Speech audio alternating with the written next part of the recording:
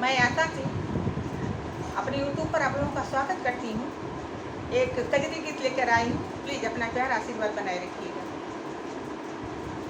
हम ते सारी रात गिनीला तरैया पिया ना लगे ओंघैया पिया ना।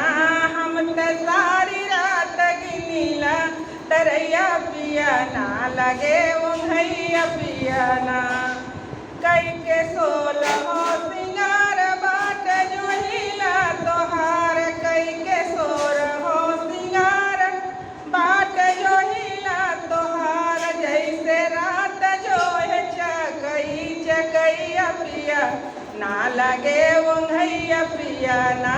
जैसे रात जो है चकैया पिया ना लगे ओंघैया पिया ना। हम त सारी रात गिनीला तरैया पिया ना लगे ओंघैया पिया ना। हम त सारी रात गिनीला तरैया पिया ना लगे ओंघैया पिया ना।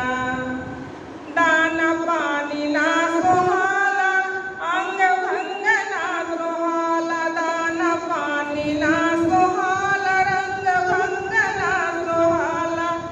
हमारे अखिया पे नाच सुघरैया पिया ना लगे ओंघैया पिया ना। हमारे अखिया पे नाच सुघरैया पिया ना लगे ओंघैया पिया ना। हम त सारी रात गिनीला तरैया पिया ना लगे ओंघैया पिया ना।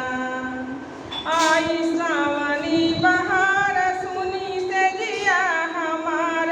आई सावनी बहार सुनी से जिया हमार। हमरे मुहवा से छूटेला रोवैया पिया ना लगे ओंघैया पिया ना। हमरे मुहवा से छूटेला रोवैया पिया ना लगे ओंघैया पिया ना। हम त सारी रात गिनीला तरैया पिया ना लगे